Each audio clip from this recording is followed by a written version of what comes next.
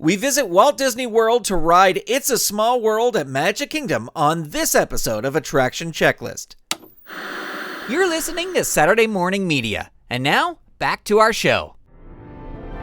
My name is Grandpa Choco, and I invite you to join me on my quest to learn about and experience every Disney park attraction I possibly can. This is Attraction Checklist.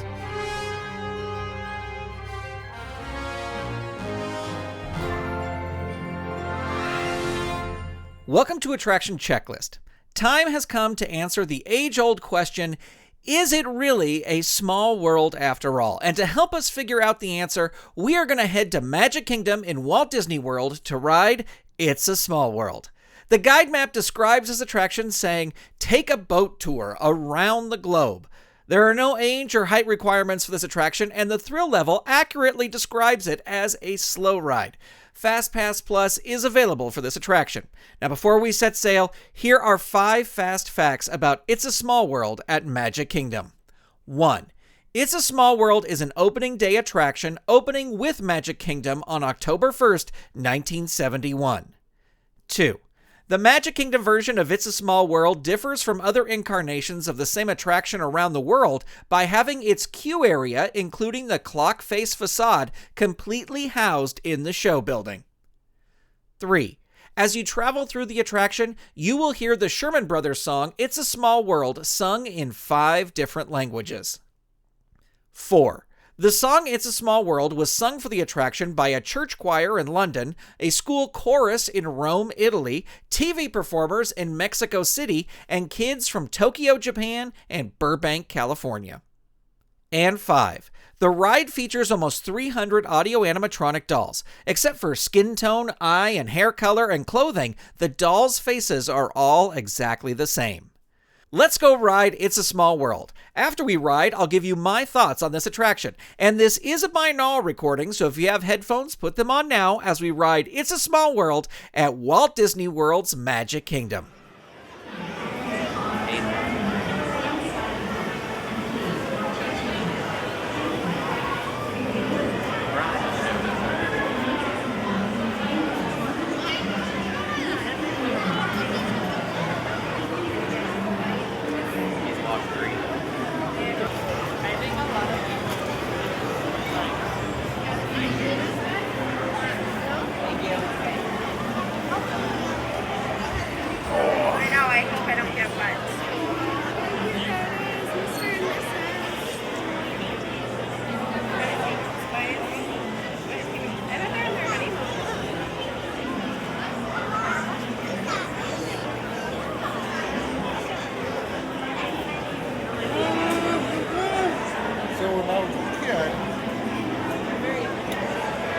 Disneyland, I remember going on this ride. Did you see the comment? She said something about... Oh, was it?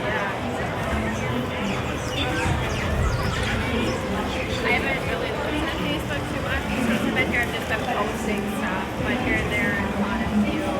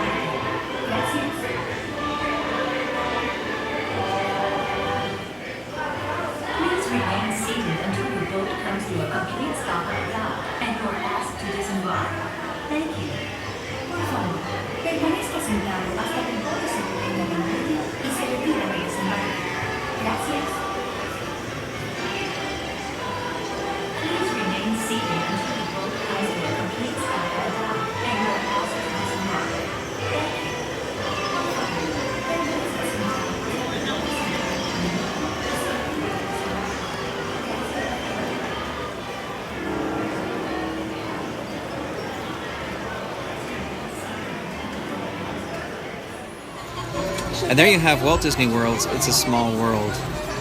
Growing up in California and visiting Disneyland so many times and being so used to our It's a Small World, this It's a Small World seems like a little bit of a letdown just because they had so much room to build it out here and make it as big as the one in California.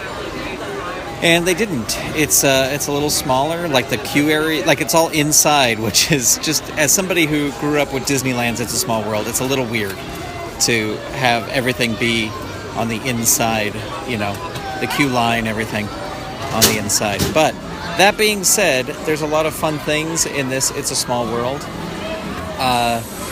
And I really like, just the ending scene, the finale. They've got the big showboat, riverboat going up and down, and the big Ferris wheel, and it all seems bigger that way. Like there's a lot of big things there in the finale.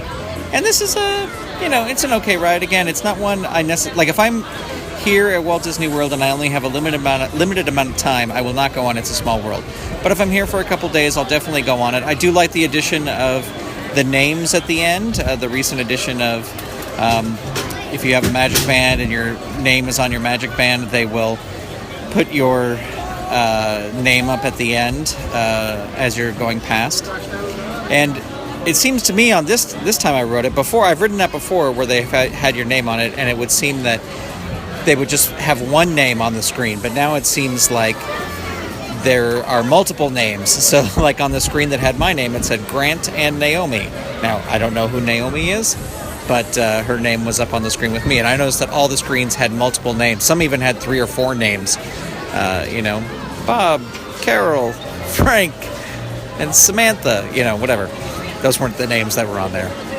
Anyway, It's a Small World. It's a classic attraction. Wish it was a little bigger out here in Florida.